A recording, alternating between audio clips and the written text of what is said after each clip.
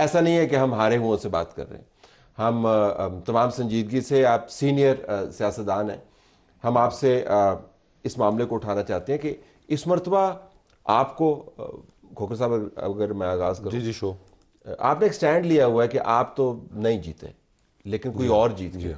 I just want to understand کہ یہ کس بنیاد پہ کہہ رہے ہیں کہ وہ دوسرا کیسے جیت گیا؟ غلط بھائی, سب سے پہلے تو پولنگ کا پروسیس سمجھے نا, کہ پروسیس یہ کس بنیاد پہ ہم کہہ رہے ہیں کہ پولنگ ایجنٹ ہے, وہاں پر پولنگ ہوتی ہے سارا دن, ہمارے بھی ایجنٹس بیٹھے ہوتے ہیں, ہر امیدوار کے ایجنٹس وہاں پر ہوتے ہیں.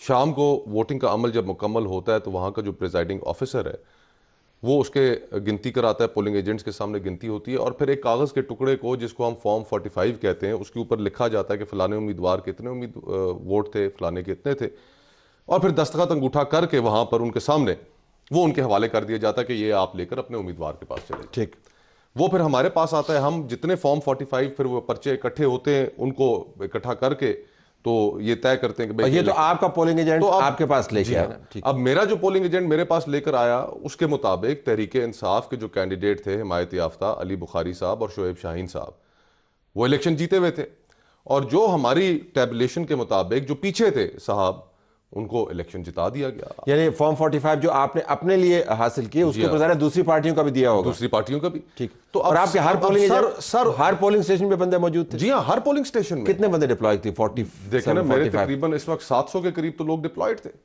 تو اب, اور یہ صرف میرے نہیں, ہر الیکشن لڑنے والے امیدوار کے اب سب کے پاس یہ فارم 45 موجود ہے, صرف ان کے پاس نہیں ہے جو الیکشن جیتے ہیں, سب کے پاس موجود ہے. تو اب جب آپ نے وہ فارم 47 چینج کر کے نمبر بدل دیے, اس نمبر بدلنے کے نتیجے میں وہ فارم 45 جھوٹے ہیں یا فارم 47 جھوٹا ہے.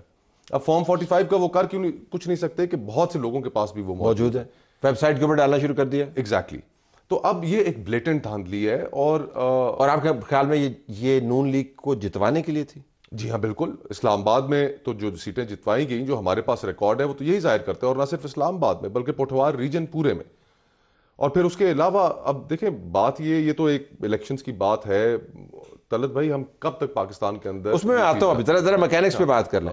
تو سوال یہ ہے خرم صاحب کہ اگر آپ کی جماعت کو جتوانے کے لیے یہ سب کچھ کیا گیا, تو گجرانوالہ کے اندر سے نواز شریف کی جماعت کیسے ہار گئی؟ آپ کی تگڑی سیٹ ہے.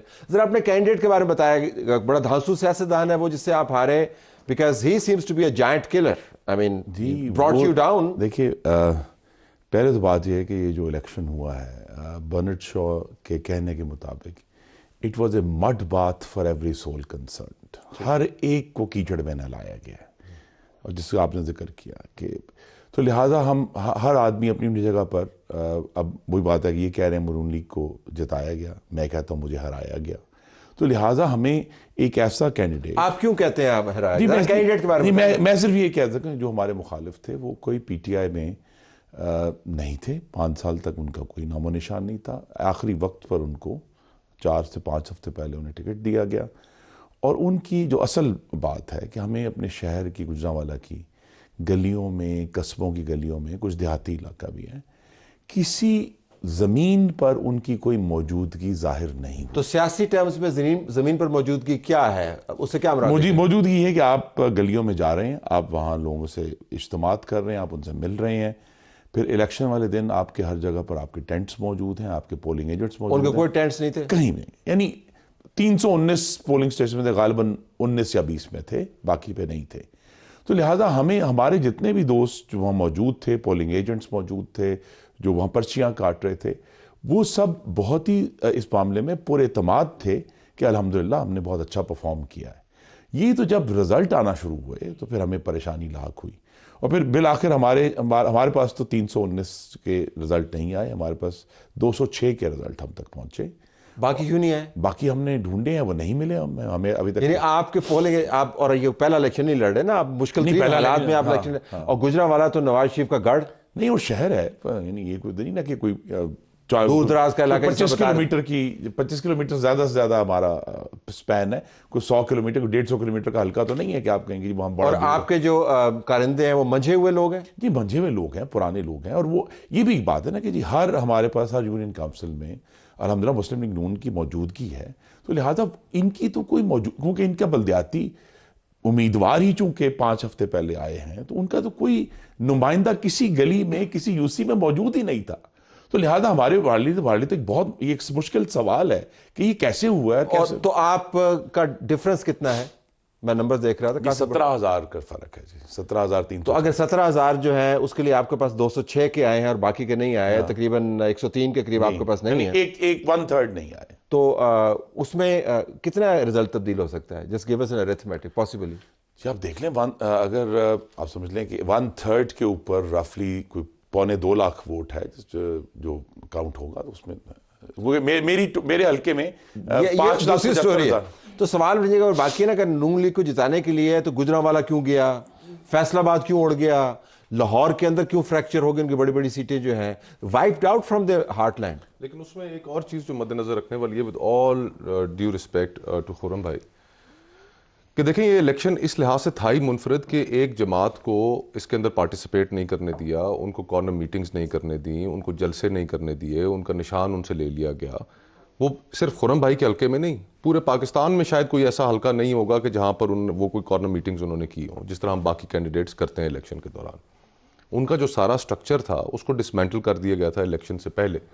और जो मुनफरद चीज़ है इसमें, इस इलेक्शन में, वो यही है कि वो तमाम पैराफिनेलिया, वो जो चीज़ें हम समझते हैं कि ज़रूरी हैं इलेक्शन लड़ने के लिए और इलेक्शन डे की मैनेजमेंट के लिए, कि आपका पोलिंग कैंप भी होगा, आपके पोलिंग एजेंट्स भी होंगे, आपके ट्रांसपोर्ट भी आप लोगों को देंगे, ये सारा कुछ करेंगे, उस सारी चीज़ को पलटा के रख दिया लोगों। तो बस एहतराम आप ये फरमा रहे हैं कि जिस तरीके से पाकिस्तान में 72-74 साल से इलेक्शंस हो रहे हैं, जो मैकेनिक्स हैं, इस मरतबा पीटीआई के वोटर को उसकी जरूरत नहीं थी। और मैं ये समझता हूं कि ये मेन स्ट्रीम मीडिया का भी बहुत बड़ा फेलियर है मेरे नज़दीक। वो इसलिए कि मीडिया जो है, main stream media, electronic media, वो एज अ मीडियम यूज हुआ ही नहीं। सारा सोशल मीडिया इस्तेमाल हुआ। का यूज नहीं? देखें ना, अब मैं आपको बताता हूँ इस तरह उनके तमाम रिप्रेजेंटेटिव्स के तमाम प्रेस कॉन्फ्रेंसेस हर वक्त नहीं, मैं अब आपको बताता हूँ मेरे ख्याल फैक्चुअल हम बात करें ना, नहीं, मेरे ख्याल में, मेरा बात सुन लें, मेरा पॉइंट नुक्ता सुन लें। और वो ये कि हर हल्के के अंदर जब उनके कैंडिडेट का मुख्तलिफ निशान था, वो उन्होंने अपने इस मेन स्ट्रीम मीडिया के जरिए तो कन्वे नहीं किया। उन्होंने किस तरह कन्वे किया? जहां पर उन्हें वोट पड़े, हजारों के हिसाब से पड़े, वो किस तरह उन्होंने कन्वे किया?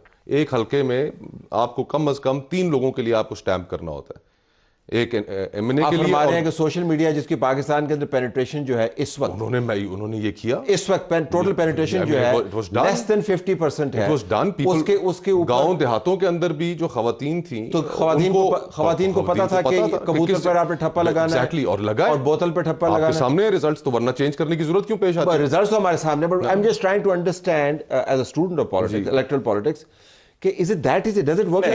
इतना आसान नहीं है। मैं और ये हल्कों में हुआ होगा कुछ में, हमारे यहाँ तो उनको एडवर्टाइज करने की खुली आज़ादी थी। आखिरी दिनों में उनके भरपूर बैनर चारों तरफ हमें नज़र आ रहे थे।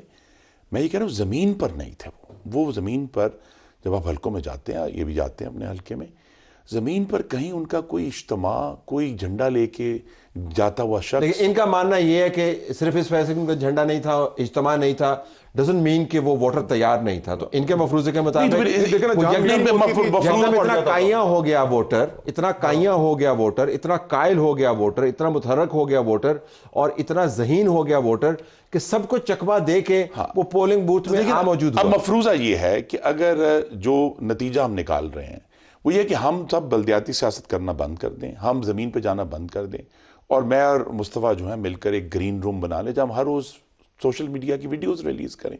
अब अगर ये तरीका है जिसके जरिए आप या जेल में चले जाएं, और क्या तरीका, आप किस तरह कम्युनिकेट करेंगे? और ये बहुत बड़ा सवाल है कि अगर हम मान भी लें, जैसा मेरे भाई कह रहे हैं कि ये सारा वोट पड़ा है, वो वोट क्या 9 मई की तस्दीक की है पाकिस्तान के?